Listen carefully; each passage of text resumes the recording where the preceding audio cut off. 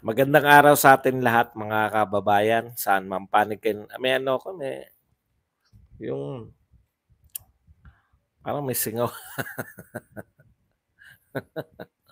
Magandang araw sa atin lahat mga kababayan, saan man panig kayo ng daigdig naroon. Dito na naman tayo sa another episode ng ating vlogs, Badong Aratelis po. Pag-uusapan natin ngayon, ito no, tama na po ang isang tulpo. Diyan po sa Senado, no? Si sana po straight natin yung Duterte. Pag-usapan din po natin ito po si Rastaman. Nagpanukala na ibabalik yung pong online sabong at ayun si Kerwin Espinosa. Kerwin Espinosa ba apelyido ni Kerwin? Bigla hindi ko natantosan eh. Kerwin Espinosa po ay willing daw mag-testify sa ICC. At syempre, binabati natin, ito po ang bagong trend ngayon, 2025 election. Yung pagdami po ng kumakandidatong influencer or mga vloggers. Yan po mga pag-uusapan natin. Pero bago yan, kung bago ka pa lang dito sa ating channel, mag-subscribe ka na. Dahil ito lang ang tayong channel na may kinikilingan, may pinapanigan, una sa balita, uli sa impormasyon, kaya ano pang hinihintay nyo? Pindot na, okay. Unahin na natin to si Rastaman, no? Bakit natin tinatalakay ito? Una, kakaiba yung mga panukala niya, no? Walang matinong tao na magsabi na patawa yan. Alam natin si Rastaman, idideklara yan. Kumbaga, ibigay na natin yan tuwing mag-election, nagpa-file ng kandidasiyan, di ba? At karamihan si Rastaman, nuisance candidate. Parang panahon lang para libangin lang yung ating mga sarili. Parte siya ng parte siya ng libang, no? Kaya lang, alam niyo po, ano ba pagkakaiba ni Rastaman sa mga nagiging senador? Siya, at least alam natin na nagpapatawa lang siya. Etong mga nabobotong senador, ang daming senador natin naboboto na hindi naman talaga, di ba? Wala rin naman talagang silbi. Dahil lang sa kasikatan, no? Sumikat, artista, bida sa pelikula, bida sa teleserye. Binoboto na natin. Huwag na natin pangalanan. Nakakahiya naman Kalalito Lapid, Ramon Revilla, Manny Pacquiao at iba pa, no? Siyempre, wag natin sasabihin si Robin Padilla dahil atin yun. Atin yun. Ganon din po sa mga mukhang matitino. Akala nyo lang matino.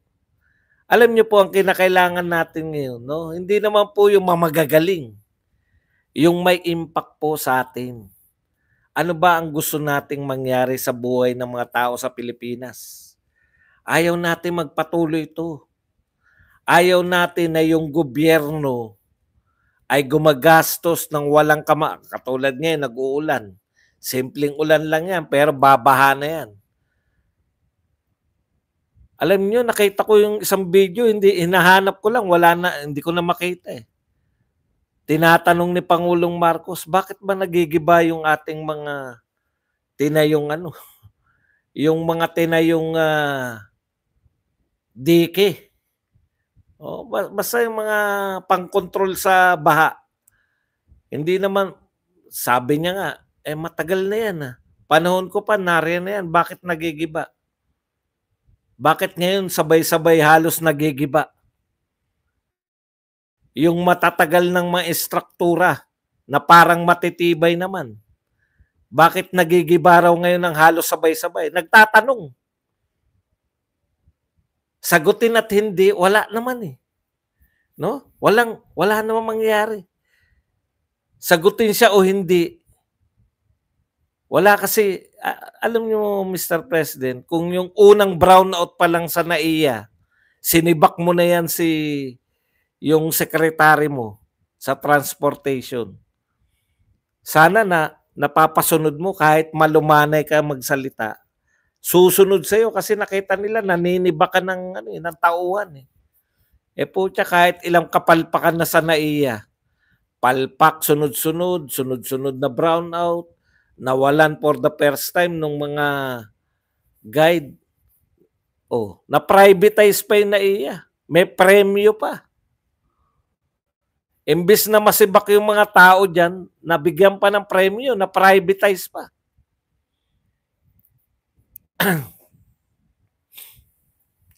Tignan po ninyo. Nung tinatanong yun, sabi ko nga sa science, magbabagsakan talaga yung mga estruktura na yan kung hindi magkakaroon ng mga maintenance. Wala na pong nagme-maintain ngayon. Walang maintenance, walang rehabilitation. Ay, bawal nga pala mag-rehab ngayon. Bawal nga pala mag-rehab ngayon. Baka mauso yung pagre-rehab. Alam po ninyo, kahit na anong istruktura, bahay nga na tinitirahan mo.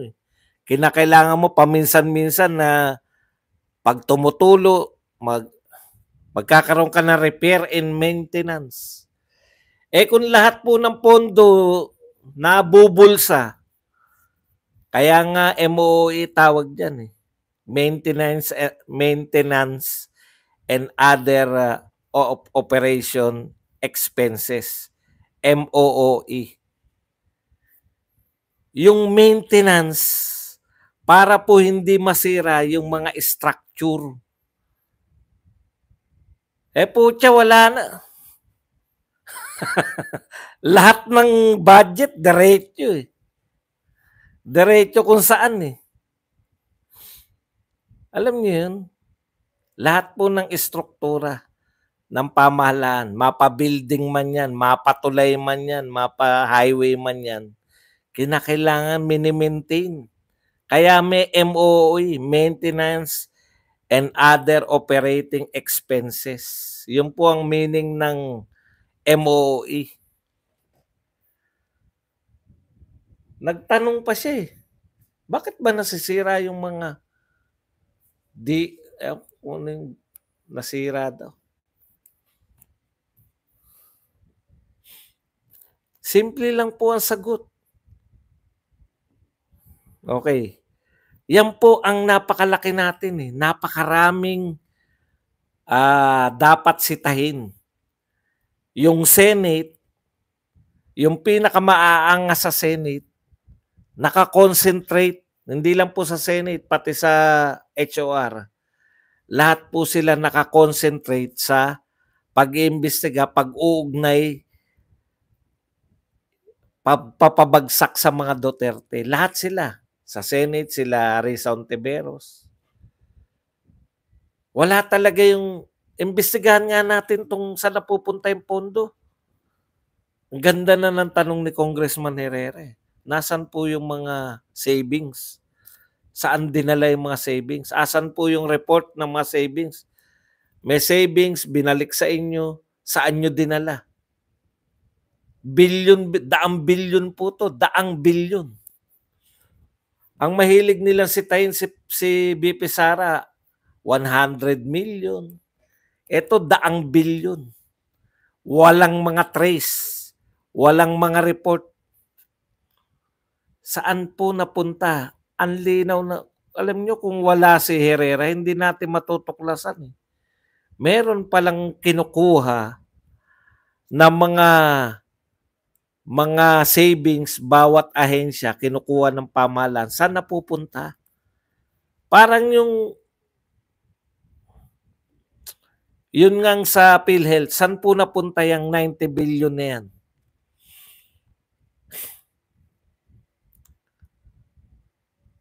Dapat ganun po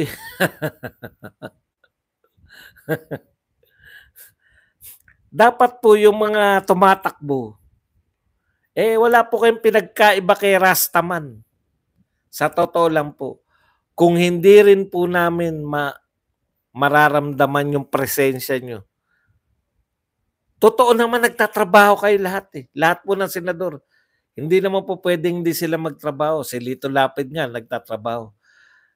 Ang problema po namin, kaya 'pag sinabi nilang magtatrabaho kami, yang sinasabi ni Erwin Tulfo, 'pag wala akong accomplishment within 3 years, magkakaroon ka talaga ng accomplishment. Ang tanong, para kanino? Para kanino yung tatrabahuhin niyo? Kasi kung gigipitin niyo si VP Sara, the accomplishment yun. Pero hindi po yun para sa mamamayan. Kaya dapat to talaga straight natin sa inidoro tong BBM senators. Kasi ang pagboto sa kanila ay gusto nating manatili itong gantong sistema. Yung sistema ng kapabayaan, yung sistema ng wala nang pakialam kung alam niyo po yung mga sinasayang ninyo mga investigasyon niyo eh. Alam niyo ba kung para saan yan? Yung oversight function. Kaya kayo nag-iimbestiga kasi may oversight function kayo. Anong i-oversight nyo sa mga natapos na? Lahat ng iniimbestigahan nila sa Quadcom, panay tapos na, puwera yung Pogo. Tapos na yung war on drugs, tapos na yung... Kayo din ang mga congressman nun eh. Kung hindi kayo nagsampa na impeachment labang kay Tatay Digong, para saan yan? Para magkakaso kayo? Di kasuhan nyo na yung dapat kasuhan. Eh hindi nyo naman kakasuhan. Bakit? Pag kinasuhan nyo, wala na ng silbing kinaso sa ICC. Ikakatwiran lang na makinasuhan nyo. Eh, meron na nga kaming kaso dito. May kaso pa kami dyan. Akala ko ba kaya gusto kasi nilang palabasin na hindi magkakaroon ng katarungan dito sa Pilipinas. Kaya sa ICC sila tumutulak. Kaya wala silang kabalak-balak sampahan ng kaso dito sa Pilipinas eh. Masisira yung pananaw, yung kagustuhan nila na makulong dun sa ICC. Yun yung point natin eh, no? Kahit na gaano katatalino, maraming matatalino dyan, maraming sikat dyan sa mga senador ni Marcos. Kaya lang hindi mo, meron bang nag-file sila? Tapos nagsabi na iimbestigahan namin yung flood control program. Bakit wala? Wala naman eh. Meron bang nag-file ng kandidatura na makamarko sa Marcos admin na nagsabi na iimbestigahan namin kung saan napupunta yung ayuda? Kung nararapat pang mamigay ng ayuda? Wala. Meron ba nag-file ng candidacy na sinabi na iimbestigahan namin yung mga utang natin? Binabaon tayo sa utang eh. Ayan talaga ang malaking kalokohan. 90 billion kumuha sa PhilHealth. Yung PhilHealth, lahat po ng pera ng PhilHealth pwede pong gamitin sa health-related programs. Pero hindi nila dinala sa health-related programs yun. Dinala nila sa unprogram. Kung ano yung ibig sabihin ng unprogram, sila lang nakakaalam. Dinala nila sa unprogram, nangutang sa World Bank, grabe po yan. Gusto nyo pong manatili yung ganyan na kalakaran? Iboto nyo yung mga BBM senators. Pero kung ayaw nyo niyan, wag nyo silang iboto. Kasi nga, kampanya pa lang, hindi na nila sinasabi na, alam nyo yun, ang pinakamalupit sa lahat, yung sinabi mo, mahirap panto pa rin. Di ba? Nag-expect kayo na mababago yung takbo ng Pilipinas pag hinalal nyo yung mga tao na yan. Eh yung nangako, alimbawa si Marcos, nangako siya, unity and continuity. Nung nanalo, nakalimutan na. Nung nanalo, nakalimutan na yung continuity. Bago na lahat. Pati pangalan, ayaw. Build, ayaw. Build better more. Binago na lahat. Asan na yung continuity? Wala na. Ang hinahanap nga ni Tatay Digong, no? Wala nang ginagawang bagong tulay, wala nang bagong structure. Panay ayuda na lang. Yan bang gusto nyo sa bansa natin? Panay ayuda, talo po tayo dyan dahil hindi po nagke-create ng yaman ng pamimigay ng ayuda. Hindi rin naman yung mayaman yung binigyan ng ayuda. O sinisigaw, magkano? Patatapata! Patatapata! Alam nyo, 5,000 pesos tsaka ilang kilong bigas. Daan-daang bilyong ayuda. 500 billion na ayuda. Ngayon, 600 billion na ayuda. Magkano lang napupunta sa mamamayan? Bakit yung namimigay ng ayuda ang mas masaya kaysa sa mga binibigyan ng ayuda? Ikalawang tanong, bakit si Martin lahat namimigay ng ayuda sa buong Pilipinas? Dagdagan nyo pa yung tulpo. Tama naman, nakakagulat, di ba? First time tayo nakarinig ng mga tulpo na senador. Pero ano talaga yung impact? Ano talaga yung impact ni Tulfo? Kasi dalawa yung pasok sa top 12. Si Ben tsaka to si Erwin. Ano talaga yung impact ni Rapi Tulfo? Bakit tayo mag-e-elect pa uli? Natutuwa lang tayo dahil halos murahin niya, tawaging direkta na korap ka.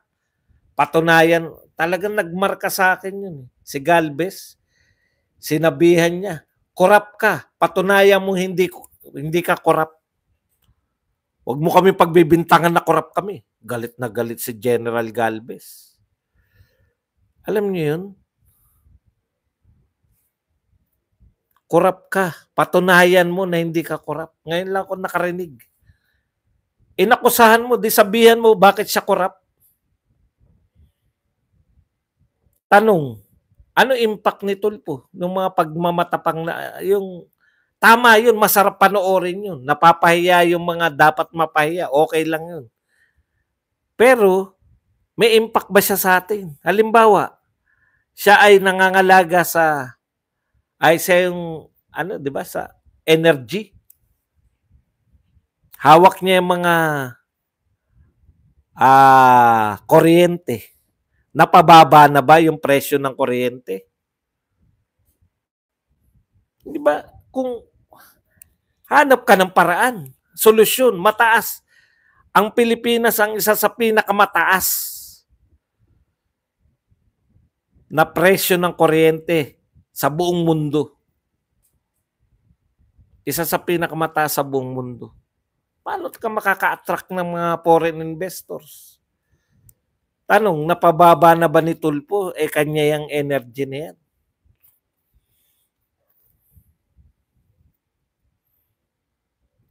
Yung impact mo bilang senador, hindi yung ikaw ba'y libangan? Kaya nga, isinama ko si Rastaman.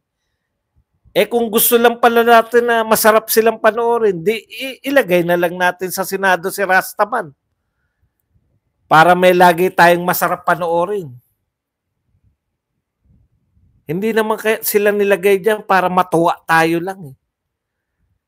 Yung mga naunang senador, bago mauso tong mga komedyante, mga kolokoy. Kasi noon pa, isa-isa lang yung artista. Alam ko, si Freddy Webb lang, di ba? Tapos nasamahan ng Ramon Revilla Sr. Ngayon po, kalahati yata. Hindi ko sinasabi wag nyo iboto yung artista natin. Kailangan natin ng boto ngayon. Nagko-kontra-kontra. Ang sinasabi ko, wala pong pagkakaiba yan. Tama naman yun. No? Alam niyo po, baka sabihin nyo, sinisiraan mo yung Tulfo. Hindi po. Hindi lang sila bagay sa senador. Totoo ba nakakatulong yung mga Tulfo? Totoo. Pucha, alangan naman sabihin ko, napapanood natin. Nanonood din naman ako ng Rafi Tulfo in action. Nanonood din nga ako ng Bitag. Di ba? Si Ben Tulfo, nanonood ako. Kaya lang, hindi po sila pansinado. Yung style po nila ng instant tulong, Bagay na bagay po yan sa mga admin. Bagay po yan bilang gobernador. Bagay po yan bilang mayor. Yung lalapit ka sa mayor, 'di ba? Lalapit ka sa mayor. Mayor, wala po kaming pampalibing. Ah, ganun ba? Yan, tulpo. Yan ang tulpo. Instant. Inapi po kami. Inapi ka. Hepe. Kernel. Inapi daw to. Kaya pwede sila eh. Yung brand ng kanilang pamumuno, hindi po panggawa ng batas. Yung brand ng kanilang pamumuno, pang gobernador, pang mayor. Totoo yan. Alam niyo po si Erap, kung bakit po si Erap hindi po siya matalino academically, pero matalino po siya na practical siya eh. Naging senador yan si Erap eh. Tapos napicturean siya na natutulog.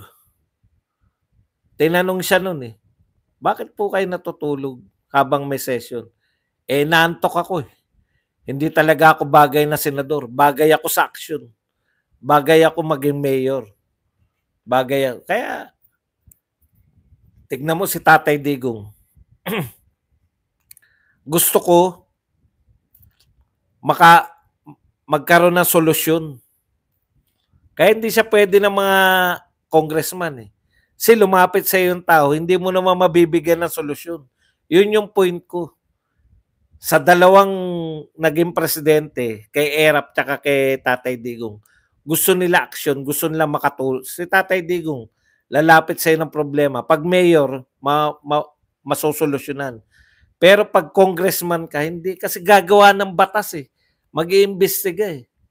Kayo, gagawa kayo ng batas at mag-iimbestiga. Yung sinasabi ni Erwin Tulfo na babrasuhin namin, labas na yun sa pagiging senador. Maaari mo talagang brasuhin yun. Kasi yung ginagawa nila, nasanay sila, mini-meeting nila eh. Pero kung tutusin, hindi. Kung hindi pumayag yung presidente, bit mo i-meeting yung mga cabinet official namin. Si Tatay Digong ganyan eh, di ba? Bagay po sila administrator, admin, mayor, governor. Pero hindi po yung pang senado na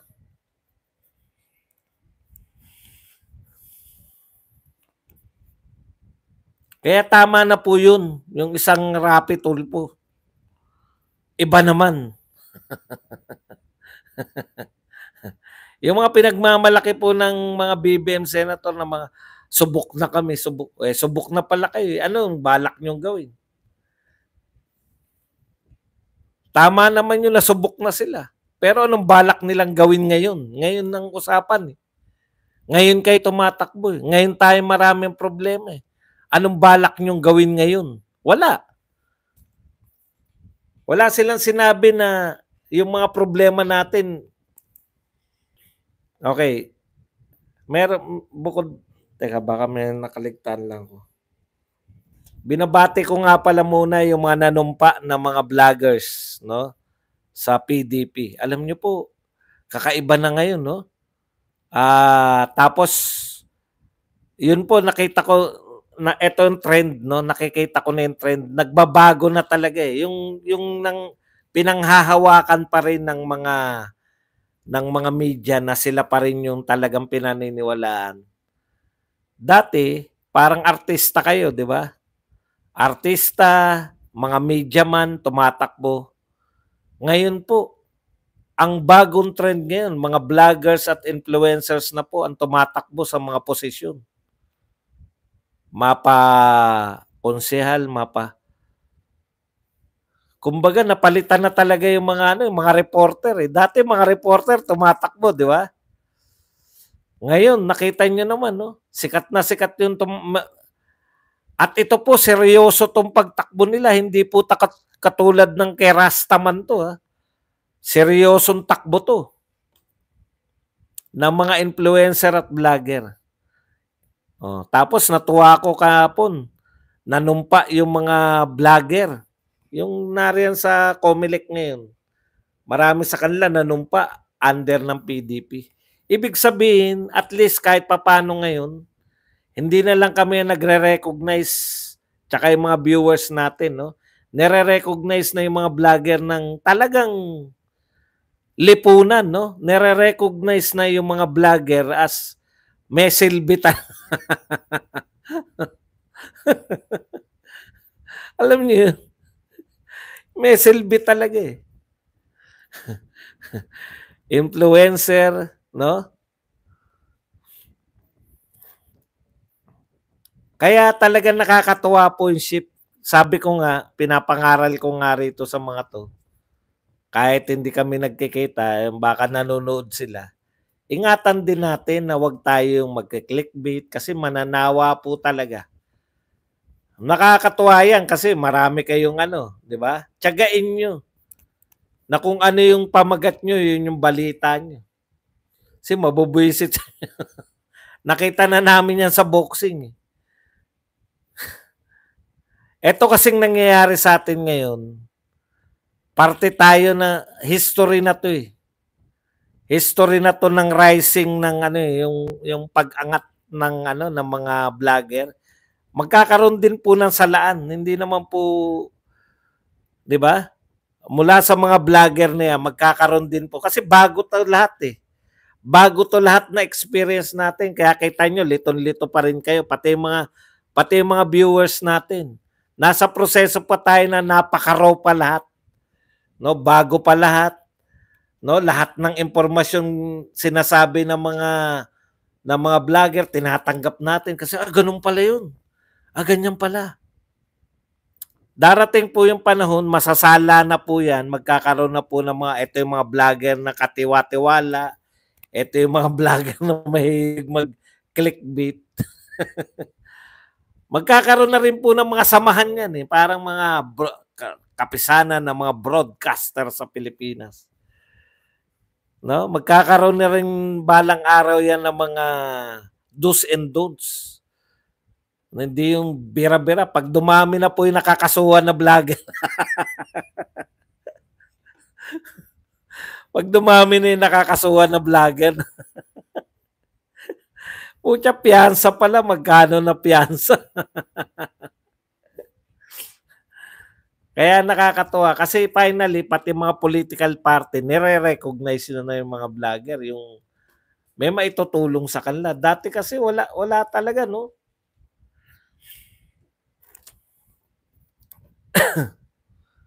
Yun.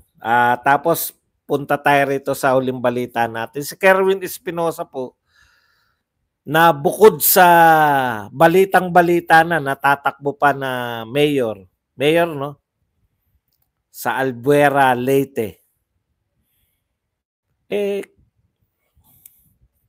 Basahin lang natin kahit yung pamagat lang. Parang meron hindi na normal yung nangyayari sa atin no? Tignan niyo to Asa na ba yun Eto po, Kerwin Espinosa willing to testify before ICC. Pag binasa mo yan, sa Inquirer to Tignan niyo yung wordings ng Inquirer. Confess drug lord Roland Kerwin Espinosa can be material witness in the investigation of International Criminal Court into the drug war of the previous administration. Tignan niyo po confess drug lord. Confess drug lord, umamin. Sa madaling salita, umamin na drug lord. Willing siya mag-testify laban sa mga Duterte. Hindi siya accused drug lord, no? Hindi po siya yung drug lord di umano, kundi confess. Ibig sabihin, siya ay umamin na siya ay drug lord. Imaginein po ninyo, no? Kung ano yung nangyayari sa Pilipinas. Yung umamin na drug lord, napalaya, drug lord napawalang sala, tumatakbong mayor, tapos titistigo sa mga nag-conduct ng war on drugs. Na how ironic, no? Tapos ito katanggap-tanggap, binabalita na parang normal.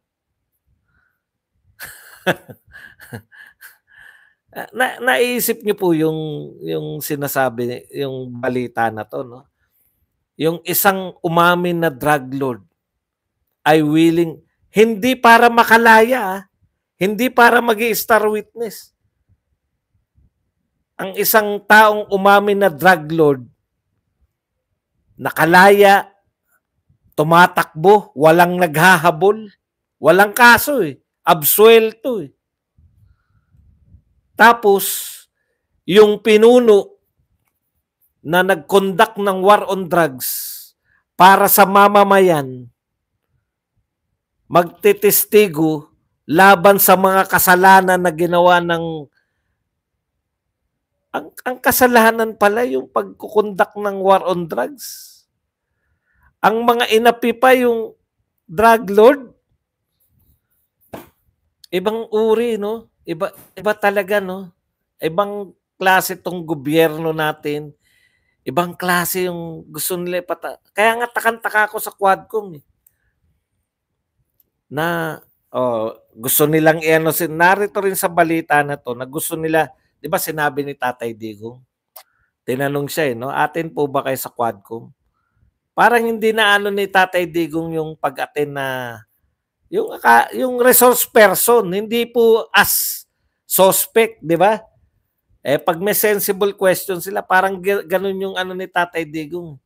Akala nila pag-attend suspect yung mga congressman. Tignan niyo sinabi ni Tignan niyo yung sinabi ni Abante.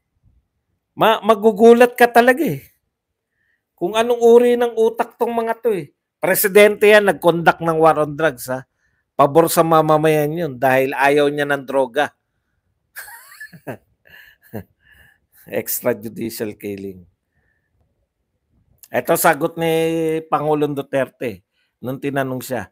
If it's their pleasure, why not? If they will invite me, I just hope that they will ask educated questions.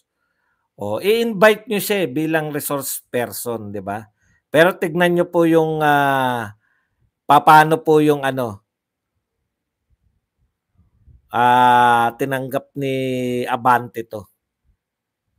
We have standing si Robert Barbers pala yan. Maganda yung kay Abante.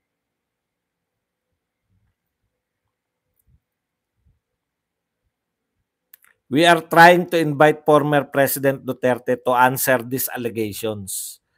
We are not considering him as perpetrator or accused. Ganda, no? We would like him to make it clear to us what happened in the war on drugs. Okay pa, di ba? Yun lang pala kaya iniimbita. Hindi naman daw siya yung perpetrator, pero gusto lang nila maliwanagan kung ano nangyari sa war on drugs. Where thousands were killed and were accused of drug offenses. Yan. He's the only one who can actually clear his name in these things. Doon tayo nabaliw. Bakit po i-clear ni Pangulong Duterte sa inyo yung kanyang pangalan? 'Di ba? Yan yung hindi ko maintindihan Presidente siya ng Pilipinas. Meron siyang polisiya. Yan yung kanyang ginawa laban sa droga, war on drugs. Bakit magpapaliwanag na kailangan daw magpaliwanag na, di parang inakusahan nyo na siya to clear his name? Bakit niya i-clear yung name niya? Mr. President, wag po kayo umating dyan. Babastusin lang kayo dyan. Yung isip nila, kailangan magpaliwanag si Pangulong Duterte para maklear yung name niya. Bakit niya i-clear yung name? Sinasabi nga ni Tatay Digong na, di ba sa interview, ano sabi ni Tatay Digong? Kahit sundan ko pa sila sa impyerno, gagawin ko, papatayin ko sila. Bakit i-clear ni Tatay Digong yung name niya? I-deny niya na nagkaroon ng mga pamamaslang sa mga drug lord? Baliktad no? Yung drug lord ang titistigo laban sa presidente na nag-conduct ng war on drugs. Teka pala muna, ibig sabihin, sino po ba talaga yung gumawa ng mabuti dun? Yung drug lord, aminadong drug lord. Ibig sabihin ng drug lord, kung di pa bago kung hindi pa bago meaning ang alam kong drug lord, nagbebenta kayo ng droga. Tapos siya ang titistigo laban sa presidente na gustong hindi maging biktima ng droga yung mamamayan niya. Wow.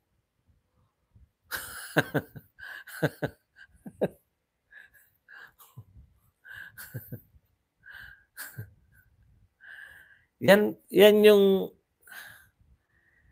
yung kalag